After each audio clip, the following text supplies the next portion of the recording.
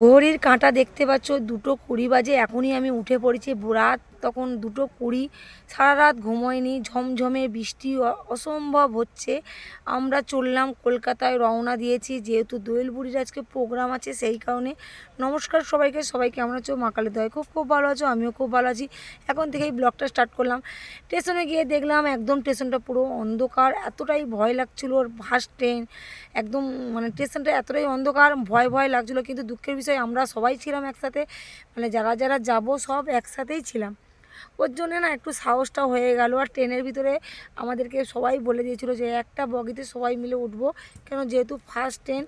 কিন্তু বলে আমরা সবাই উঠেছি। আর এত বৃষ্টি হচ্ছে, অসম্ভব বৃষ্টি হচ্ছে। সাজুগুজু তো কিছুই করিনি, ড্রেস দেখেই শুধু শাড়িটা পরেই চলে এসেছি। একদম থলিতে সব কিছু গুছিয়ে নিয়েছি, একদম মানে শিয়ালদায় এসেই সাজুগুজু করব। এই দেখো আমি একটু গলার হারটা পরে নিয়েছি, একটু লিপস্টিক করে নিয়েছি, আর সাজুগুজু করে নিয়েছি।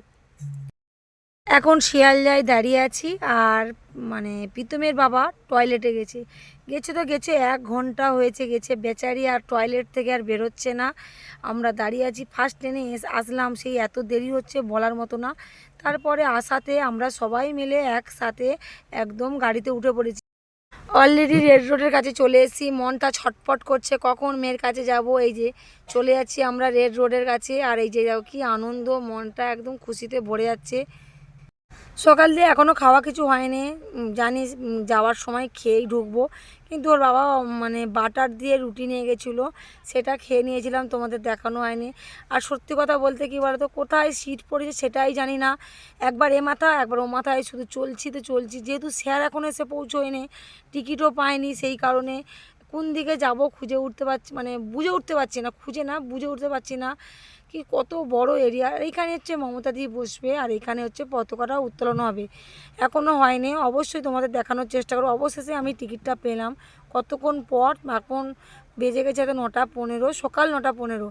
দলে দলে প্রচুর ভিড়, আর এত ভিড় আর এত মানুষ, কয়েক হাজার মানুষ মনে হয় রেড রোডে প্রোগ্রাম দেখতে এসছে। কোনো দিন আমরা আসিনি, এই ফার্স্ট এলাম। কিন্তু দুঃখের বিষয়, মানে কি বলো তো, মেয়েটাকে একটু সামনে যদি দেখতে পেতাম খুব আনন্দ হতো। কিন্তু মেয়েকে এখনও চোখে দেখতে পাইনি, কখন যে দেখতে পাবো জানি না। কিন্তু এই যে দেখো বাসিগুলো, মানে এত সুন্দর লাগছে দেখার মতন। আর দেখো কত দারুণ দারুণ জিনিস আমরা জীবনে টিভিতে দেখি, কিন্তু সামনাসামনি জীবনে ফার্স্ট এই দেখলাম। মেয়েদের নিয়ে মমতাদি কত কি করেছে দেখো। মেয়েদের নিয়ে মমতাদির কত কি চিন্তা ভাবনা বলো, এই দেখো। আর হ্যাঁ, আজকে কিন্তু আমার গলার অবস্থাটা খুব খারাপ। তো মানে যন্ত্রণা এতটাই হচ্ছে, তোমাদের সাথে কথা ভাবছিলাম যে দেবো না, তারপরে ভাবলাম এইসব জিনিস যদি না দিই তোমরাও মিস করবে, আমি ভবিষ্যতে আমিও মিস করব, কেন জীবনে কোনো দিন দেখতে পাবো না। আর হয়তো আমার মেয়েরা নাও যেতে পারে। আমার ভিডিওটা কেমন লাগছে অবশ্যই কমেন্ট বক্সে জানিও। আর কালকে কিন্তু যে ভিডিওটা দেখাবো অবশ্যই আমাদের দোয়েল বুড়ি আছে।